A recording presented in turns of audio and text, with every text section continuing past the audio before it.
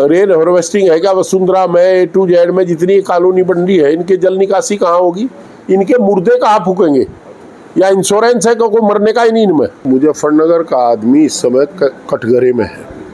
मेरठ से आएगा तो टोल, बिजनौर से आएगा तो टोल, शुरू हो जाएगा थोड़ी देर में, बनकर तैयार हो गया टोल नाका।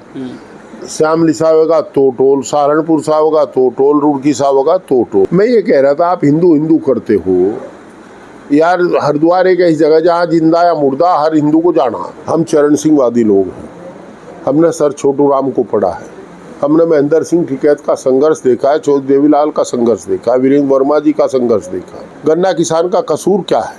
150 करोड़ रुपए बुढ़ाने पर बकाया है, 225 करोड़ से ज़्यादा श्यामली बकाया है, 400 करोड़ के आसपास उस पर बकाया, मलकपुर पर बकाया है, थाना भवन पर बकाया है, किनौनी पर बकाया है। पता कर लो, कैंसर, नेत्र रोग, फेफड़ा रोग, हृदय रोग, इससे लोग मर रहे हैं रोज। मुस्लिम बाहुल्य इलाकों में सड़कों की बदहाल स्थिति है, टूटी हुई सड़कें हैं, तो सांसद के तौर पर आपसे मेरा सवाल, क्या मुजफ्फरनगर शहर के मुस्लिम बाहुल्य इलाकों की दशा निश्चित रूप से बनेगी। टू जेड रोड को तो कर रहे हैं आप, वहाँ तमाम प्राइवेट बिल्डर कॉलोनी बना रहे हैं, इसलिए आप सड़क चौड़ी बनाएंगे। आप बिल्डर के लिए काम करेंगे, आप आबादी के लिए काम करो ना। यहाँ से शहर की थोड़ी आबादी है। तो रैपिड रेल की क्या आवश्यकता आप मानते हैं मुजफ्फरनगर के लिए, कितनी जरूरत है? अब जहाँ मुझे दिल्ली जाना तो इनसे 1-1.25 घंटे में चले जाएगा आदमी बैठ कर। हमारे साथ समाजवादी पार्टी के मुजफ्फरनगर सांसद हरेंद्र मलिक है। लोकसभा का सत्र चल रहा है। हरेंद्र मलिक ने मुजफ्फरनगर लोकसभा के साथ साथ किसानों की समस्याओं को उठाया। उन्होंने जहाँ रैपिड रेल की बात की, वहीं किसानों के गन्ना भुगतान की भी बात की, इंडस्ट्री के फैले प्रदूषण के साथ साथ हरेंद्र मलिक ने बहुत सारे मुद्दे लोकसभा में उठाए हैं। हाँ, मैं उसी पे आऊँगा। आपने लोकसभा में सबसे पहले सवाल उठाया कि रैपिड रेल मुजफ्फरनगर से दिल्ली, मेरठ से मुजफ्फरनगर तक आए, ताकि मुजफ्फरनगर के लोगों का रास्ता आसान हो सके दिल्ली के लिए।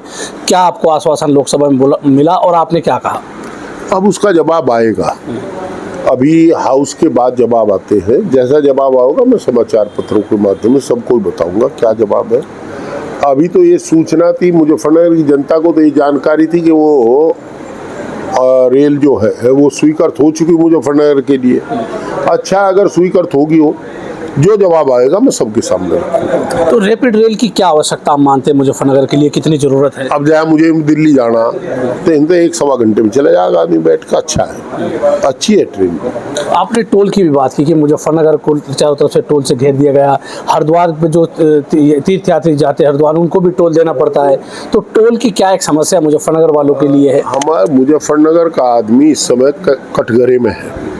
मेरठ से आएगा तो टोल, बिजनौर से आएगा तो टोल, शुरू हो जाएगा थोड़ी देर में, बनकर तैयार हो गया टोल नाका। श्यामली से आएगा तो टोल, सहारनपुर से आएगा तो टोल, रुड़की से आएगा तो टोल।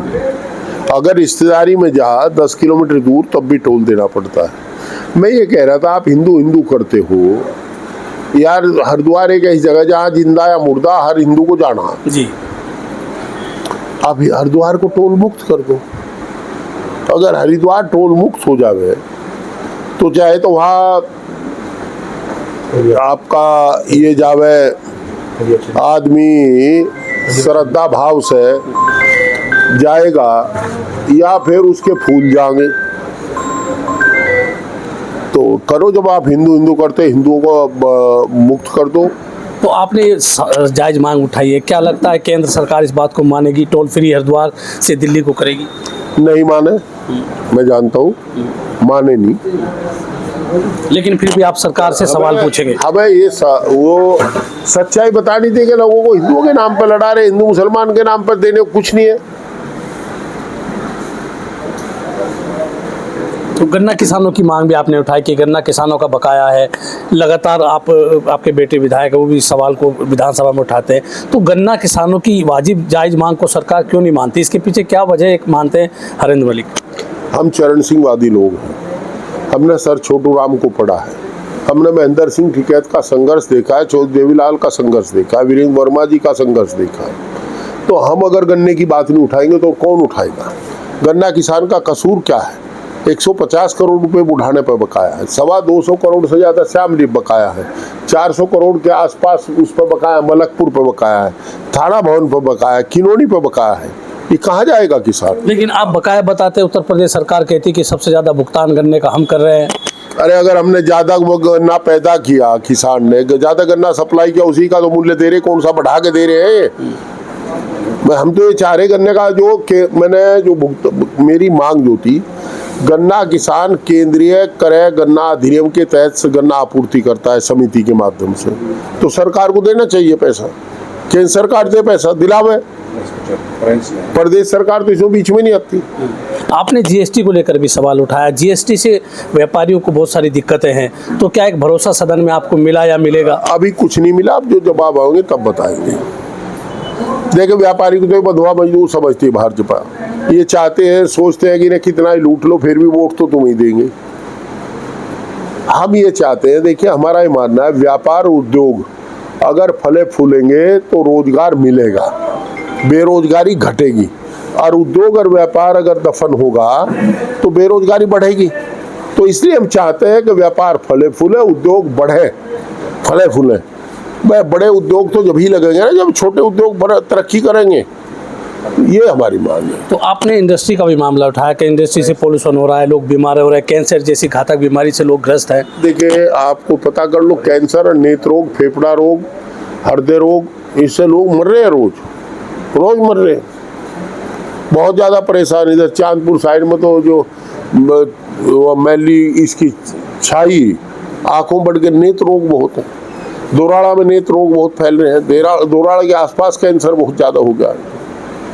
अभी केंद्र सरकार वक्फ अधिनियम लेकर के आ रही है, आप क्या मानते हैं, क्या वक्फ संपत्तियों पर केंद्र सरकार शिकंजा कसना चाहती है, जो मुसलमानों को उनका हक है उससे महरूम करना चाहती है? देखिए हम मुल्क के संविधान के मुताबिक आने वाले कानून का समर्थन करते हैं, जो मुल्क के संविधान के प्रतिकूल होगा उसका विरोध करते हैं, विरोध करेंगे। समाजवादी पार्टी धर्म जात के आधार पर, क्षेत्र के आधार पर कोई भी कानून बने उसके विरुद्ध है। मुजफ्फरनगर लोकसभा के आप सांसद हैं, मुजफ्फरनगर शहर की बात करें तो मुजफ्फरनगर नगर पालिका हो या मुजफ्फरनगर विकास प्राधिकरण हो, मुस्लिम बाहुल्य इलाकों में सड़कों की बदहाल स्थिति है, टूटी हुई सड़कें हैं। तो सांसद के तौर पर आपसे मेरा सवाल, क्या मुजफ्फरनगर शहर के मुस्लिम बाहुल्य इलाकों की दशा निश्चित रूप से बनेंगे। मुझे ताज्जुब है, जहाँ प्राइवेट बिल्डर कॉलोनी बना रहे हैं, कल एमडीए की मीटिंग हुई, मैं आपके बाद हमसे सवाल उठा रहा हूँ, और चाहता अधिकारी संज्ञान ले लिखेंगे तो कल है ही हम, क्योंकि यहाँ तो पानी पीने की फुर्सत नहीं। आप देख ही रहे हो 2 दिन लगातार भीड़ बढ़े। आपने ए टू जेड रोड को तो कर रहे हैं आप, वहाँ तमाम प्राइवेट बिल्डर कॉलोनी बना रहे हैं, इसलिए आप सड़क चौड़ी बनाएंगे और पैसा एमडीए का लगेगा, लाभ बिल्डर को होगा, रेट बिल्डर का बढ़ेगा। और ये जो 2 खंभों वाली सड़क है, ये मेरठ रोड पर मिलती है, मीनाक्षी चौक का ट्रैफिक जाम खत्म होगा, इसको बनना चाहिए सड़क को।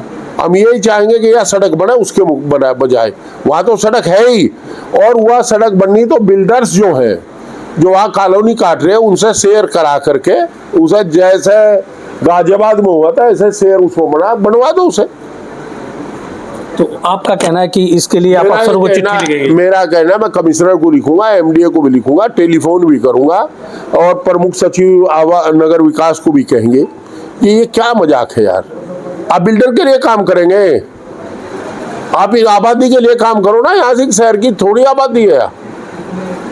तो आपका कहना है कि नगर पालिका या एमडीए हो वो बिल्डरों के लिए काम हमारा ये नहीं, मैंने ये नहीं कहा नगर पालिका की सड़क नहीं, मैं ये कह रहा एमडीए को जनता के हित में काम करना चाहिए, ना कि बिल्डर के हित में। वह ए टू जेड सड़क अगर उन्होंने प्रस्ताव पास कर लिया बनेगी तो निश्चित रूप से उससे बिल्डर्स के रेट बढ़ेंगे। और हम तो ये भी चाहेंगे एमडीए से, जो ए टू जेड कॉलोनी है उसमें ये दिखवा ले जल निकासी की व्यवस्था है क्या, रेन हार्वेस्टिंग है क्या वसुंधरा में, ए टू जेड में जितनी कॉलोनी बन रही है, इनके जल निकासी कहाँ होगी, इनके मुर्दे कहाँ फूकेंगे, या इंश्योरेंस है कोई मरने का ही नहीं इनमें, इसका दिखवा ले, कोई सब ग्रह बना गए इन्होंने। तो आपका कहना है कि नियम विरुद्ध ये कॉलोनियां डेवलप हो रही है? नियम विरुद्ध नहीं मैंने कहा, मैं ये कह रहा कुछ ऐसी जरूरतें हैं जो कटु सत्य है, उनका इंतजाम ही रखना चाहिए। तो ये थे हरेंद्र मलिक, जिन्होंने कहा कि मुजफ्फरनगर के विकास के लिए भी वो अफसरों को चिट्ठी भी लिखेंगे और फ़ोन भी करेंगे। मैं हूँ राशिद अली और आप देख रहे हैं खोजी न्यूज़।